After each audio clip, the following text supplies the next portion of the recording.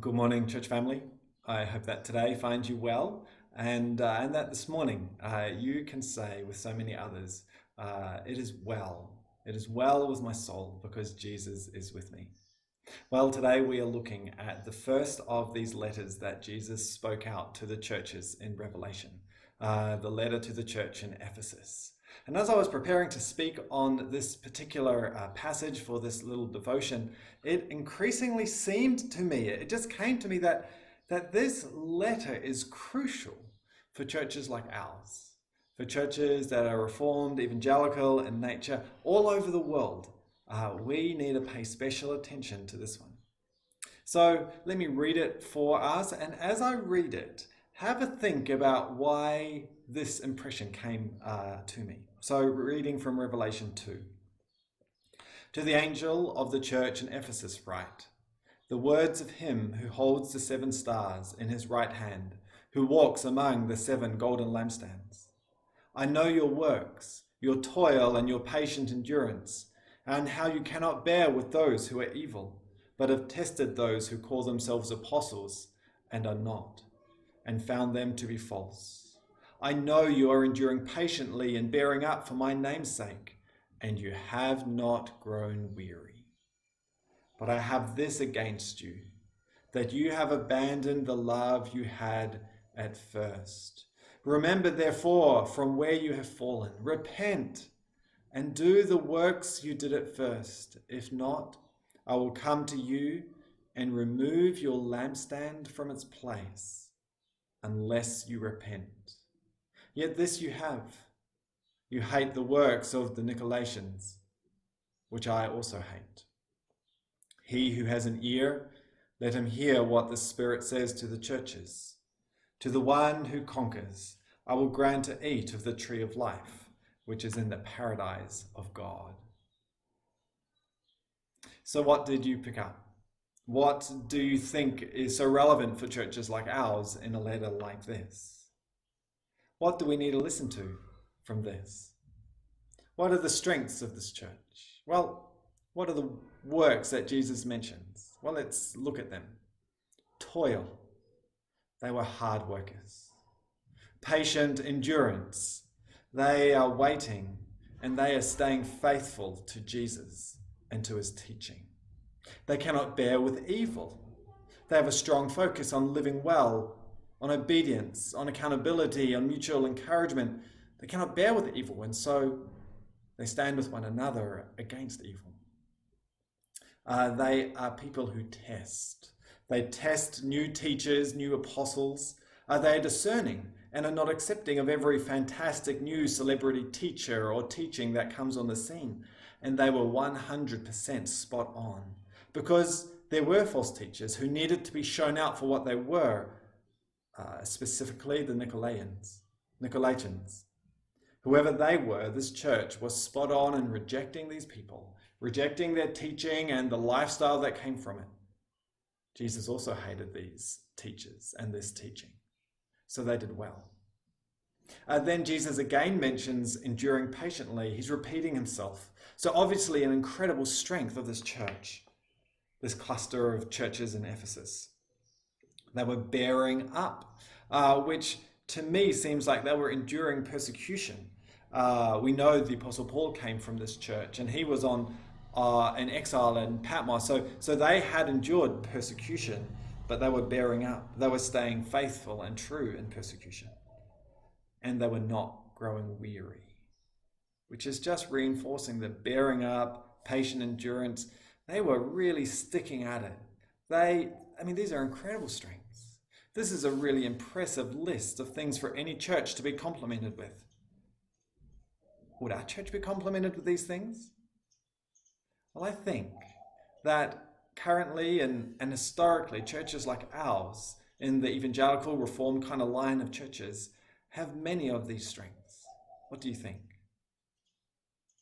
A strong focus on the preaching of the word, of training in the word, of examining doctrines by the word, of working hard to safeguard the place of good and true teaching in our churches, both right from little children up into like the preaching ministry, the hardcore training and study and examinations for those who want to achieve the office of minister, of pastor. Because we don't want the wrong people in these places of influence. We don't want that danger in our churches. But if these are all true, if they were true for Ephesus, and if, as I'm suggesting, many of them are also true for churches like ours, then why in verse 5 does Jesus say, "Remember therefore where you have fallen.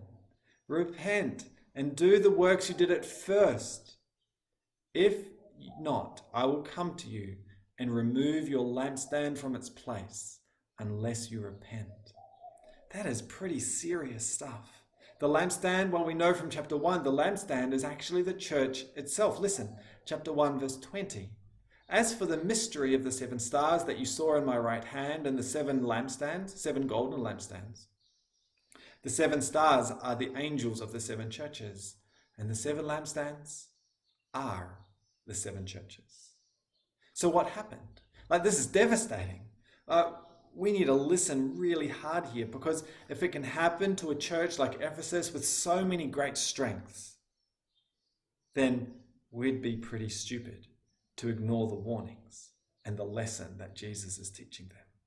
And so what was it? Well, in verse 4, "But I have this against you, that you have abandoned the love you had at first." They'd lost their love. Maybe their love for Jesus, maybe their love for each other, probably both. Maybe they'd become so focused on getting their theology right and getting their teachers right and guarding people from error and the dangerous people who are coming in. Maybe everything had become academic and cerebral, like all heady and all information-y. And they no longer had any passion, any emotion, any affection accompanying their right theology and their safe teaching ministry. Maybe for them it was a good sermon if it was true, but it didn't matter if it didn't touch anyone's heart or affect their lives. They'd lost their first love. What a tragedy. Remember what Jesus said about love and discipleship and church family. John 13:34 and 35. "A new commandment I give you, that you love one another." And this is that commandment. "Just as I have loved you, so you also are to love one another. By this will all people know that you are my disciples, if you have love for one another." And the famous 2 great commands, right? To love the Lord your God and to love your neighbor. And so I want to finish this devotion pleading with you to take this seriously. If many of the strengths of this Ephesian church are also ours, if I'm right there, then I put it to you that their weakness will be hiding at our door too, waiting for an opportunity to pounce. And so be careful. And as Jesus says, repent and do what you did at first. Please, do you really love Jesus? Really, really love him? Do you love the Father? And truly, and with however your personality expresses itself in passion and excitement, and do you want him more? Do you long for the Spirit to work in you more and more effectively and passionately to truly feel and live what you believe? Do you have your first love intact as the highest and most important part of your Christian experience? In your love for those around you, your family, your friends, the community you live in, your neighbors, your colleagues. Do you love them? Jesus calls us to, right? Without this love being a reality in our lives and in our church, all these strengths are for nothing. Seriously, Jesus could come and take away the lampstand to close the church completely. All because of love. or lack of it. So I pray that our hearts will beat strongly with this love, even as we keep our strengths. To the one who conquers, Jesus says, I will grant to eat of the tree of life. That is precious, which is in the paradise of God, which is amazing. It's worth it. This is a fight. That conquering word, that is a fighting word. We need a fight to keep our love.